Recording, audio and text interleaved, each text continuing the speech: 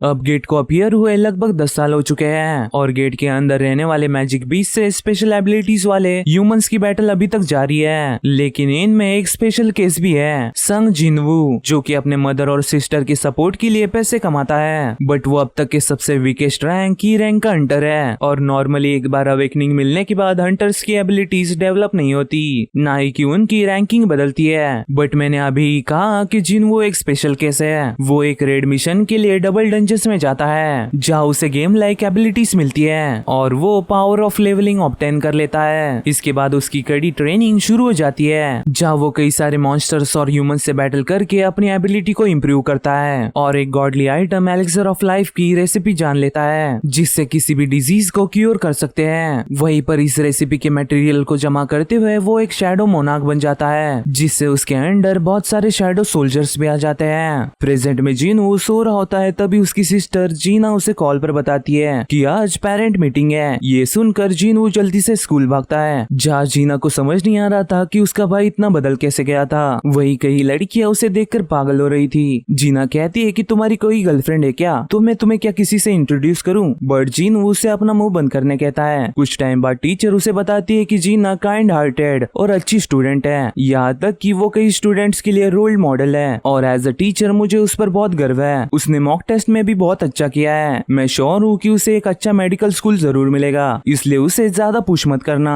और आज के लिए इतना ही। बाय द वे मैं तुमसे एक क्वेश्चन कर सकती हूँ, अगर एक दिन जीना वेकेंड हो जाती है तो क्या तुम उसे हंटर का जॉब करने दोगे? इस पर जीन वो साफ साफ मना कर देता है। टीचर कहती है कि अच्छा तो क्या मिस्टर संग आप मुझ पर एक फेवर कर सकते हो। कुछ टाइम बाद हम सोंग जी को देखते हैं जो कि जीनू को देखकर पहचान जाती है कि वो जीना का भाई है। सोंग जी कहती है कि मैं नहीं जानती कि टीचर ने तुमसे क्या कहा है, पर मैं स्कूल वापस नहीं जाने वाली, ना ही कि मैं हंटर बनने पर गिव अप करने वाली हूँ। जिनवू कहता है कि तुम एक ई रैंक हंटर हो ना, तुम ई रैंक से अपनी लिविंग नहीं निकाल सकती, तुमने असॉल्ट टीम में पैसे कमाए होंगे बट वो तुम्हारा लक था। सोंग जी कहती है कि अगर तुम मुझे समझाने आया हो तो अभी ही निकल जाओ, वैसे तुम भी तो एक ई रैंक हंटर हो ना। इस पर जिनवू कहता है कि मैं तुम्हें छोड़ने के लिए नहीं कह रहा, चलो मेरे साथ। दूसरी ओर हम देखते हैं कि डोंगसुक का एस रैंक हंटर भाई डोंगसू वापस साउथ कोरिया आ गया है। डोंगसू कहता है कि ये कंट्री हमेशा की तरह शैबी दिख रही है और मैंने कभी सोचा नहीं था कि हंटर एसोसिएशन का चीफ पर्सनली मुझे पिकअप करेगा, वैसे मैं इस कंट्री में ज्यादा देर तक नहीं रहने वाला।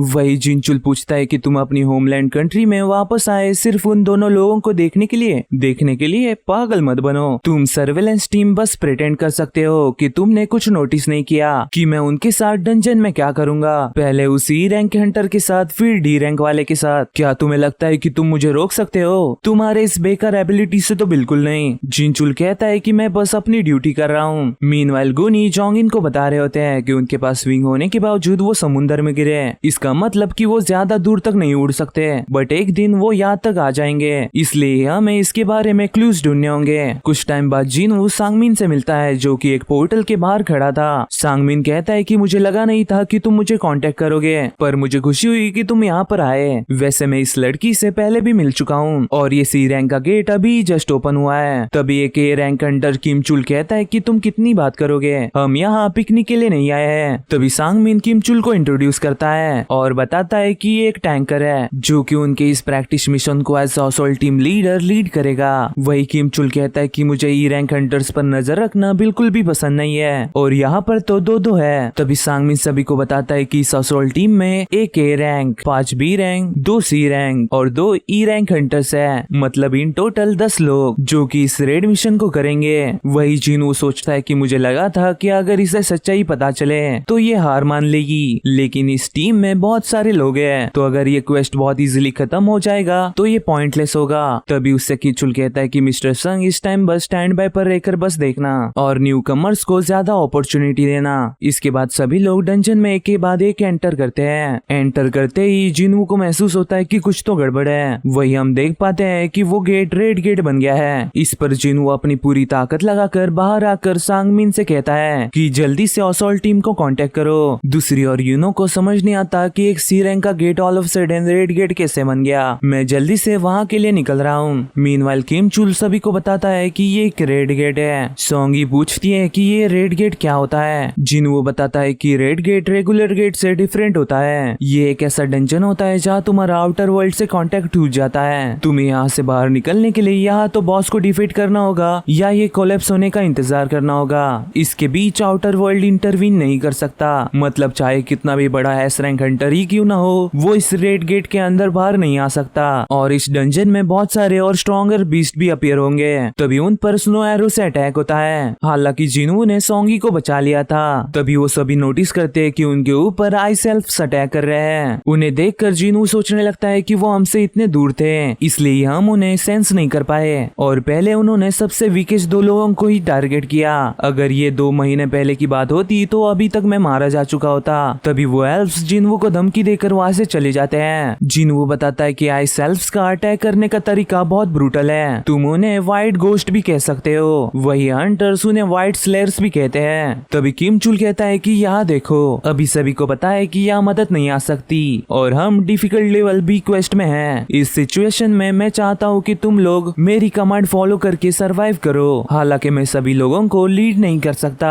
इसलिए हमें 2 ग्रुप्स में स्प्लिट होना होगा। इस तरह ज्यादा से ज्यादा लोग सरवाइव कर पाएंगे। अगर हम यहाँ रहे तो हम ठंड से ही मारे जाएंगे या कोई हमें मार डालेगा। जो मुझे फॉलो करेगा मैं उससे बचाऊंगा। इस पर कई लोग उसके साथ हो लेते हैं, लेकिन किम चुल कहता है कि जो भी सी रैंक या उससे नीचे है वो मेरे साथ नहीं आ सकते। यहाँ पर एक दिन बाहर 1 घंटे की तरह है और बॉस को हराने के लिए महीनों भी लग सकते हैं, इसलिए मुझे डेड वेट को यही छोड़ना होगा। मेरी ये बात दिल पर मत लगाना, एक बार हम बॉस को हरा दे फिर हम सब घर जा सकते हैं। तभी एक लड़की जिनवू के ग्रुप में जाती है। किम चुल सोचता है कि क्या ये सिंपैथी की वजह से कर रही है, कितनी मूर्ख है ये। वो लड़की जिनवू से कहती है कि किम चुल भी वो एरो नोटिस नहीं कर पाया और तुम एक ही रैंक नहीं हो ना, शायद तुम एक ही रैंक हो या उससे भी ऊपर। वैसे मुझे तुम्हारे साथ काम करके खुशी होगी। फिर उन दोनों ग्रुप्स में डिसाइड होता है कि किम चुल की टीम मेन रोड की तरफ जाएगी और जिनवू की टीम जंगल की तरफ। कुछ आगे किम चुल बताता है कि देखो यहाँ पर आइस बियर्स है जिनके हाथों वो सभी रैंक्स मारे जाने वाले हैं। इस पर सभी लोग जिनवू के टीम के लिए बैड फील करते हैं। वही किम चुल सोचता है कि उसके टीम में एक सी रैंक और बी रैंक ही जीन है, फिर भी मैं उसे कैप्टन क्यों मान रहा हूँ। तभी वहाँ पर कई आइस बियर्स आ जाते हैं। एक आइस बियर किम चुल पर अटैक करता है, लेकिन किम चुल उसके अटैक को इजीली ब्लॉक करके उसे काट डालता है और बाकियों से फाइट करता है। मीनवाइल ही जिन स्क्रैचेस देखकर सभी को बताती है कि ये आइस बियर्स की टेरिटरी है। इस पर जिन वो सभी को और अंदर चलने कहता है। अगर ये टेरिटरी सिर्फ आइस बियर्स की है तो हमारे दुश्मन सिर्फ आइस बियर्स होंगे और वो उन स्मार्ट आइस एल्फ से कमजोर है। ये सुनकर ही जिन समझ जाती है कि अगर यहाँ कई सारे आइस बियर्स हैं तो कोई भी स्ट्रॉन्गर मैजिक बीस्ट यहाँ नहीं आएगा। वही जिन वो देखता है कि यहाँ बहुत ठंड है, इसलिए वो अपने इन्वेंटरी से जैकेट निकाल कर सभी को देता है। ये देखकर सभी बहुत शॉक हो जाते हैं क्योंकि नॉर्मली एक हाई रैंक का हंटर भी ज्यादा से ज्यादा 2-3 लो लेवल की आइटम्स ही कैरी कर सकता है। सोंगी पूछती है कि आखिर तुम हो कौन। इस पर जिन वो कहता है कि मैं वो हूँ जिसने तुम्हें यहाँ लाया, तो अब मेरी रिस्पॉन्सिबिलिटी है कि मैं तुम्हें प्रोटेक्ट करूँ। इसके बदले में मुझे बस कुछ पूछना मत और तुम दोनों को भी यही लागू होता है और मुझसे कुछ डिमांड मत करना। तभी वहाँ भी आइस बियर्स आ जाते हैं जिससे जिन वो फाइट करने लगता है। दूसरी ओर यूहो देखता है कि एंट्रेंस कम्प्लीटली सील हो गई है और अगर लक उनके साइड रहा तो उनमें से कुछ ए रैंक और बी रैंक हंटर्स जिंदा बाहर निकल पाएंगे। हम बस किम चुल पर ही डिपेंड कर सकते हैं। तभी उसे सांगमिन बताता है कि असॉल्ट टीम के अलावा कुछ और लोग भी अंदर गए हैं और मेरी नजर खासकर संग जिनवू पर है। वो एक ही रैंक का हंटर है बट मुझे लग रहा है कि उसे रीअवेकनिंग मिली है। तभी वहाँ पर डोंगसू आता है और कहता है कि क्या यहाँ पर ए रैंक का गेट ओपन हुआ है, क्योंकि मुझे व्हाइट गिल्ड का बिग शॉट नजर आ रहा है। वैसे long time no see you know, मुझे लगा नहीं था कि मैं तुमसे यहाँ मिलूंगा। यूनो पूछता है कि तुम मेरी टेरिटरी में क्या कर रहे हो, तुम्हें तो अमेरिका में होना चाहिए ना। डोंगसू कहता है कि तुम्हारी टेरिटरी, तुमने नॉन मेंबर्स और ई रैंक हंटर्स को गेट में घुसने कैसे दिया, और मेरा मतलब संग जिनवू से है। यूनो को समझ नहीं आता कि इसे जिनवू के बारे में कैसे पता।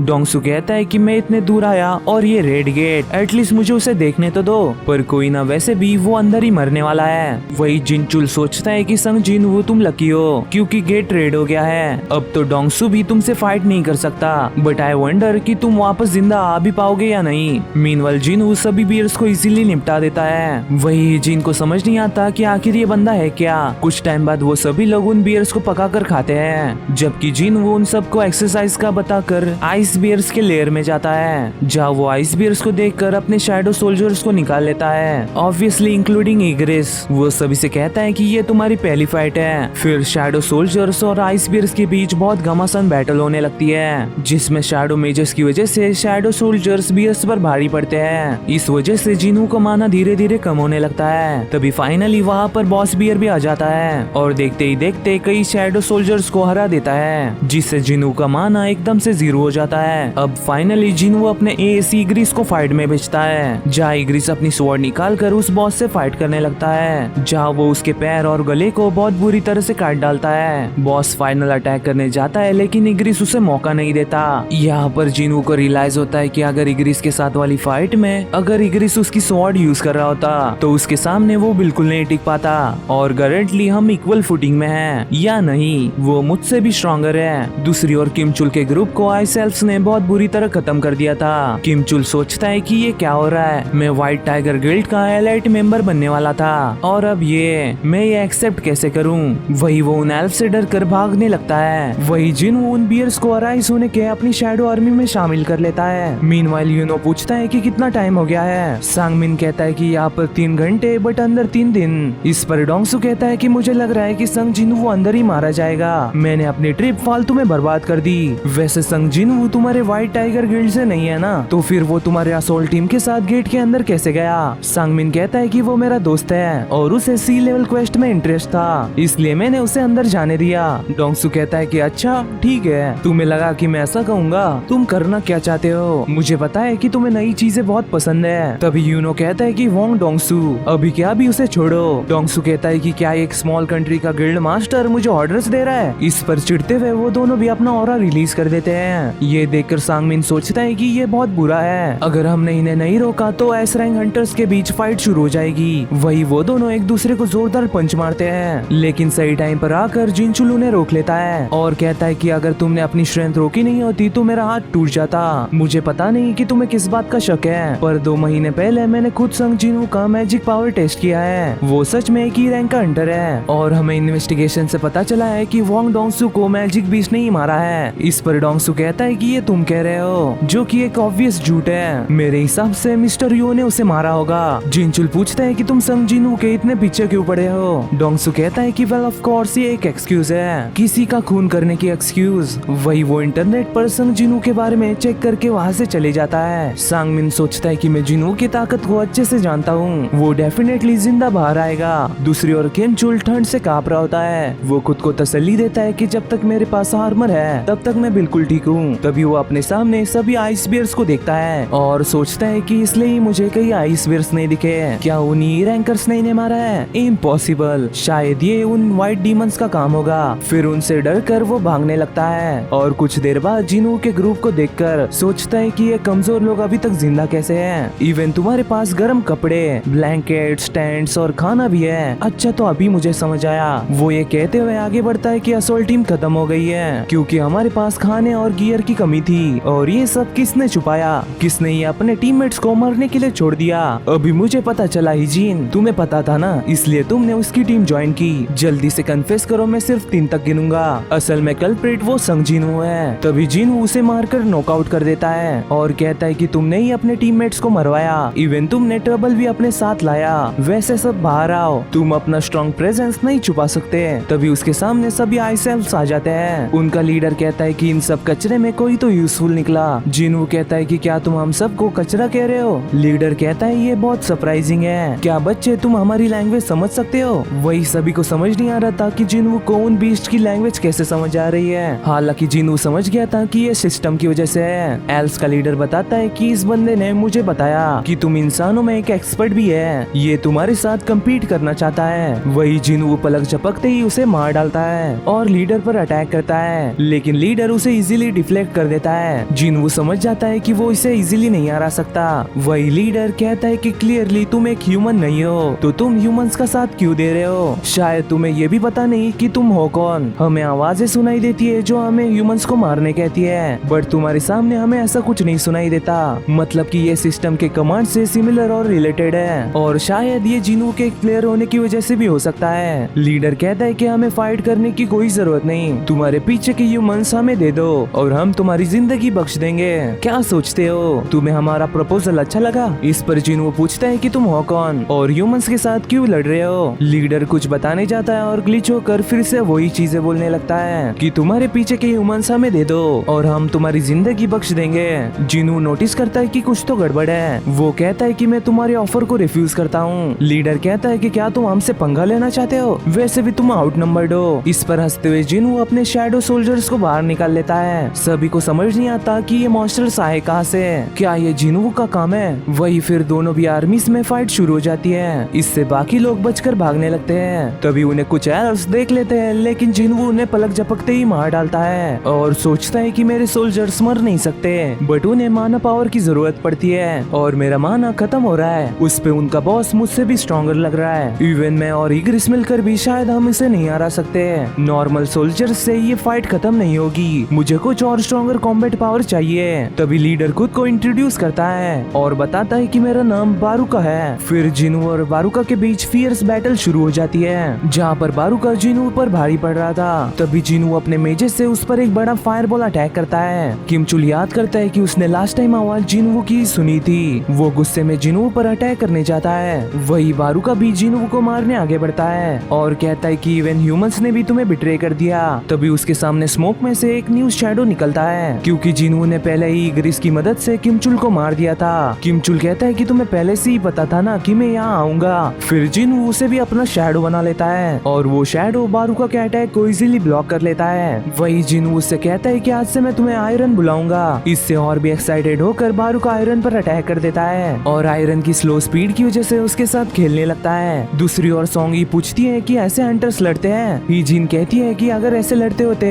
तो मैं तुम्हें क्या लगता है कि हंटर बन पाती, मैंने भी ऐसा कभी पहले नहीं देखा। वही बारूका कहता है कि ये बंदा मुझसे फाइट नहीं कर सकता और तुम दोनों भी मुझसे फाइट करो। इस पर इग्रिस और जिनू भी बारूका से फाइट करने लगते हैं, जहाँ बीच में आयरन के चिल्लाने की वजह से बारूका बहुत चिढ़ जाता है और उसे पहले खत्म करने चाहता है। इसका फायदा उठाकर इग्रिस और जिनू उस पर अटैक कर देते हैं। हालांकि बारूका ने वाइटल एरियाज को अवॉइड कर दिया था।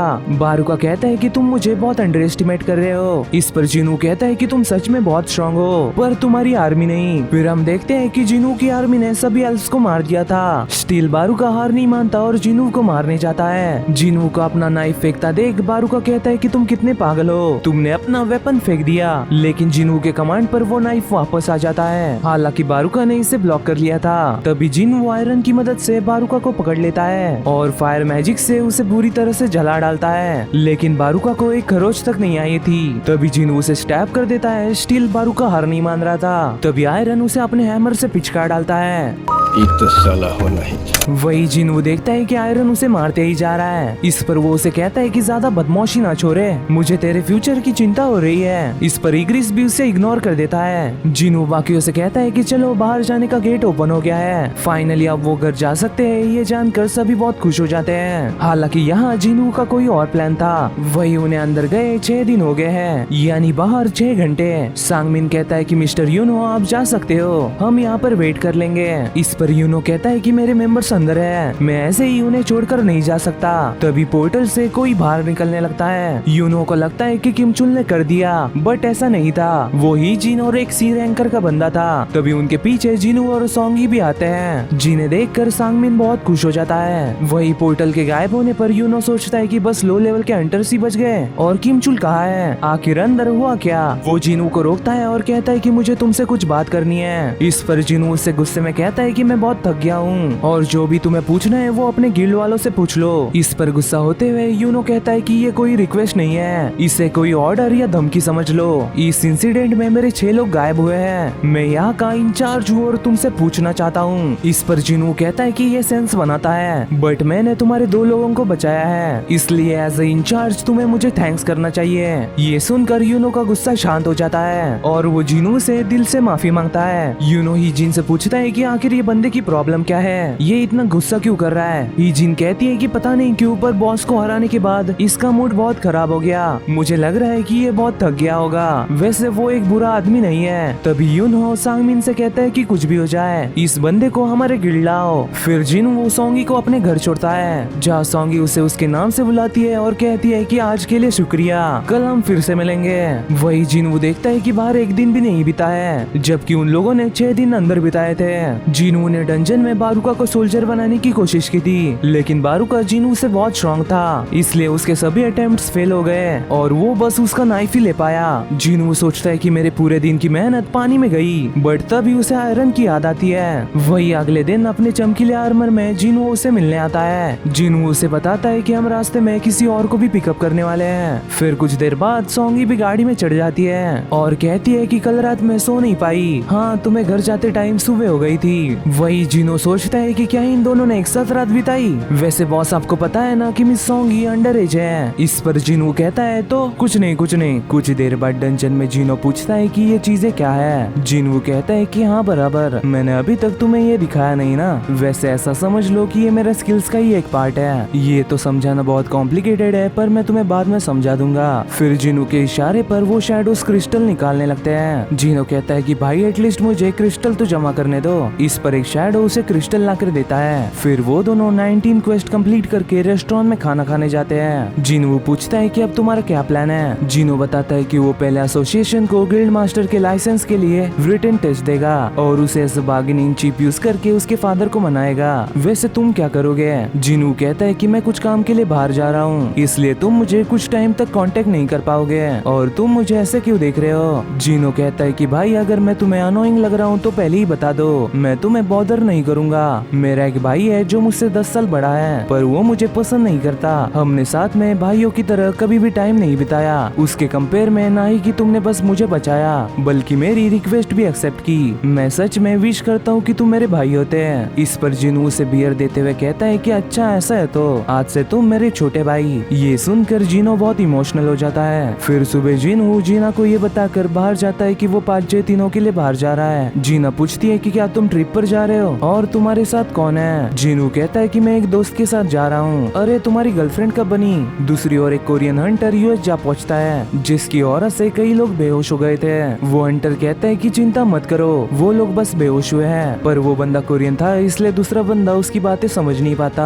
हालांकि वो अपने टूटी फूटी इंग्लिश में कहता है कि I am human, I want to go home. फिर कुछ देर बाद उसे अरेस्ट किया जाता है। एजेंट बताता है कि वो खुद को as a foreign hunter claim करता है और बताता है कि वो 10 साल से गेट में ट्रैप था और बाहर नहीं निकल पा रहा था। फिर उसने खुद को यूएस के अंदर जाने वाले गेट में देखा। वो इंग्लिश बोल नहीं सकता, इसलिए हम उसका कुछ पता नहीं लगा पा रहे और ये इंटरप्रेटर असिस्टेड इंटरोगेशन भी पेंडिंग है। हम ये कह सकते हैं कि ये एक ह्यूमनॉइड मैजिक बीस्ट है। हमने वॉशिंगटन से एक एस रैंक हंटर को बुलाया है जो कि इसकी ही कंट्री का है। यहाँ पर वो दोनों डोंगसू की बात कर रहे थे। एजेंट बताता है कि इसका नाम प्रोनाउंस करना थोड़ा मुश्किल है, पर वो खुद को संग इलवान कहता है। मीनवाइल जिनो उसके फादर को अपना गिल्ड उसे हैंड ओवर करने कहता है। उसका फादर कहता है कि तुमने जिन संग का प्लान सुना है ना, फिर भी तुम ऐसी रिक्वेस्ट क्यों कर रहे हो? जिनो कहता है कि मेरे भाई का प्लान है कि वो एक आउटसाइडर को गिल्ड का मास्टर बनाएगा, पर ये हमारी कंपनी के लिए बहुत रिस्की हो सकता है। फादर कहते हैं कि वो संग जिनू है ना, डबल डंजन इंसिडेंट, वांग डोंगसुक के टीम का एनाइलेशन और सुपरविजन डिपार्टमेंट के प्रिजनर को मारने का इंसिडेंट, वो इन तीनों में इन्वॉल्व था। इवन वो तुम्हारे ऑर्गेनाइज किए हुए रेड्स में भी पार्टिसिपेट करता है और वो 5 दिन पहले हुए व्हाइट टाइगर गिल्ड के रेड गेट इंसिडेंट में भी था। लोगों का मानना है कि उसने इन सभी सर्वाइवर्स को बाहर लाया और सच बताना तुमने उसकी मदद से ही गिल्ड मास्टर लाइसेंस ऑब्टेन किया है ना, और तुम्हें उसे अपने गिल्ड का मास्टर बनाना है। फिर भी जिनो उसके फादर को यूजिन गिल्ड देने कहता है। फादर कहते हैं कि मैं तुम्हें कोशिश करने दे सकता हूँ, पर एक कंडीशन पर। मैंने सुना है कि उस रेड गेट इंसिडेंट के बाद व्हाइट टाइगर गिल्ड भी उसे सीक्रेटली रिक्रूट करना चाहती है, बट ऐसा होने से पहले तुम्हें उसे अपने गिल्ड में ज्वाइन कराना होगा। इसके लिए जिनो मान जाता है। दूसरी ओर सांगमिन जिनू का उसके घर के बाहर इंतजार कर रहा था। वो अपने असिस्टेंट को बताता है कि जिनू कहीं बाहर गया है और घर में सिर्फ उसकी बहन है। उसने कोई भी मिशन में रिसेंटली पार्टिसिपेट नहीं किया और उसका बॉर्डर क्रॉस करने का भी कोई रिकॉर्ड नहीं है। उसकी एसोसिएशन ने लास्ट ट्रैक की हुई लोकेशन बताती है कि वो अर्बन एरिया के सेंटर में था एंड आई वंडर कि वो अब कहाँ होगा। वही जिनू याद करता है कि सरबरस से फाइट करते टाइम वो 20 लेवल का था, पर अब उसका लेवल इससे 3 गुना ज्यादा है। मतलब अब वो डीमंस को इजीली डिफीट कर सकता है। वो अंदर एंटर करता है और देखता है कि अब उसे डीमन सोल्स कलेक्ट करनी है और वो भी 10,000 सोल्स। पर आज या जिनू किसी दूसरे काम से आया था, इसलिए उसके सामने 10,000 हो या 1 लाख, वो ये काम करके ही रहेगा। वो सभी मॉन्स्टर्स को मारकर देखता है कि फॉर सम रीजन वो उनकी शैडोज को एक्सट्रैक्ट नहीं कर पा रहा। तभी उसे एंट्री पास मिलता है जो कि किसी भी फ्लोर पर जाने का एक परमिट है, पर वो इसे सिर्फ एक ही बार यूज कर सकता चाहता था, इसलिए वो इसे संभाल कर रख देता है और सोचता है कि ये सिटी बहुत बड़ी है, इससे पैदल पार करना बहुत टायरिंग रहेगा। इसलिए वो उन आइस बियर्स के बॉस को निकालता है और सोचता है कि सच में तुम बहुत बड़े हो यार। वही वो बियर उन मॉन्स्टर्स के बीच से चार्ज करते हुए निकलता है। ये देखकर तो जिनू भी बहुत इम्प्रेस हो जाता है और उसका नाम टैंक रख देता है। दूसरी ओर हम स्विमिंग कर रहे चाय यन को देखते हैं, जिसे देखकर कुछ लड़कियां उसकी सुंदरता की तारीफ करने लगती है। वही वो जोंग इन के साथ के मीटिंग को याद करती है, जहाँ जोंग इन कुछ लोगों को उन पंखों वाले एंट्स के बारे में बताना चाहता था। चायन कहती है कि इसकी जगह हम सभी को ही इसके बारे में क्यों ना बता दे। जोंग इन बताता है कि ये ऑर्डर एसोसिएशन की तरफ से है। उनका मानना है कि अगर इसे अभी डिस्क्लोज किया गया तो इससे अननेसेसरी पैनिक फैलेगा, पर चिंता मत करो, हमें भी अपनी पावर बिल्ड करनी होगी जिससे हम इस कंट्री की लार्जेस्ट गिल्ड बनकर सभी रिस्पॉन्सिबिलिटीज ले सके। जिनू सोचता है कि इसकी को ऑब्टेन करने के बाद मुझे चिंता थी कि ये जगह एक एस-रैंक डंजन होगा और देखने से लगता है कि यहाँ जो डीमंस अपीयर हो रहे हैं वो बस बी रैंक के ऊपर वाले हैं। वो ग्रेट नंबर्स में आते हैं और भी स्ट्रॉन्ग होते जाते हैं, बट अब जब मेरे पास परमिट है इसलिए मैं बिना चिंता उन्हें मारने पर फोकस कर सकता हूँ। और अगर ये डीमन कासल का स्ट्रक्चर ओरिजिनल टावर से सेम है तो यहाँ पर भी 100 फ्लोर्स होंगे एंड आई वंडर कि टॉप फ्लोर पर पहुँचने के बाद मैं और कितना स्ट्रॉन्ग बनूंगा। और मैंने जीना को भी प्रॉमिस किया है तो आज की ये मेरी बैटल टाइम के साथ होगी। वो देखते ही देखते 10,000 सोल्स जमा कर लेता है और 15 फ्लोर पर एक जायंट डीमन के सामने आकर अपने शैडोज को रिलीज करता है और उनसे कहता है कि बस उस बड़े जायंट डीमन को छोड़कर सभी को मारो। फिर उन दोनों आर्मीज में फाइट शुरू हो जाती है। जिनू बताता है कि इंटेलिजेंस इंक्रीज करने की वजह से वो और भी सोल्जर्स निकाल पा रहा है और माना को प्रिजर्व भी कर पा रहा है। और ये मोटा कितने टाइम तक ऐसे बैठे रहेगा, अगर ये हिला नहीं तो मुझे ही पहले इस पर अटैक करना होगा। तभी वो डीमन जिनू के शैडोज पर अटैक कर देता है। जिनू उसे ऐसा बोलते हुए एक जोरदार पंच मारता है कि तुमने उनके साथ क्या किया। वही वो सोचता है कि मैंने बस उसे एक पंच मारा था, क्या मैंने ज्यादा पॉइंट स्ट्रेंथ में डाल दिए। तभी वो डीमन भी अपनी स्किल यूज करता है जो कि सरबरस ने भी की थी, लेकिन सही टाइम पर जिनू आयरन से शील्ड मांग कर उस डीमन के अटैक को ब्लॉक कर लेता है, जो कि वो अपने इतने बड़े साइज के बावजूद भी बहुत फास्ट कर पा रहा था। लेकिन मौका देखकर जिनू उस पर अटैक करने जाता है। हालांकि वो डीमन जिनू के मूव्स को पढ़ पा रहा था। जिनू सोचता है कि मैं सिर्फ उसके एक ही जगह पर अटैक कर सकता हूँ और वो है उसका छोटा सर। फिर वो उससे भागते हुए सोचता है कि मुझे कैसे भी इसके अजीब मोमेंट्स को रोकना होगा, बट कैसे। तभी वो सामने वाली बिल्डिंग पर चढ़ जाता है, जिससे वो डीमन अपने स्पीड की वजह से बिल्डिंग से टकरा जाता है और जिनू उसे अपने रेड ब्लेड से मार डालता है। आगे जाकर वो meets the guide of souls के आर्मी को भी मारकर उस इमॉर्टल डीमन को भी बटर की तरह काट डालता है। अब उसका खाना 75th फ्लोर पर खत्म हो गया था, इसलिए वो और आगे नहीं जाता। पर इस टाइम उसे बहुत अच्छी चीजें मिली थी, जैसे कि उस स्केलेटन को मारने के बाद उसका नेकलेस, 15 फ्लोर पर ये इयररिंग्स और डिस्प्ले देखने से लगता है कि यहाँ पर और एक बॉस लेवल मैजिक बीस्ट होगा। वही उसे एक रेड बॉल भी मिला था, जो कि उसके तो कोई काम का नहीं था, बट अगर वो उसे अपने मैजिक सोल्जर्स को दे तो उनकी मैजिक पावर डबल हो सकती है। फिर उसे कर्स्ड रैंडम लूट बॉक्स से और एक डंजन की मिलती है जिसकी इंफॉर्मेशन अनक्लियर थी। हालांकि उसने 15 फ्लोर से और 75th फ्लोर से एलेक्सर ऑफ लाइफ बनाने के लिए 2 मटेरियल ऑब्टेन कर लिए थे और अब उसे अपनी मदर को बचाने के लिए सिर्फ एक ही मटेरियल चाहिए था। दूसरी ओर डोंगसू यूएस पहुंचकर कहता है कि मैं बिलीव नहीं कर सकता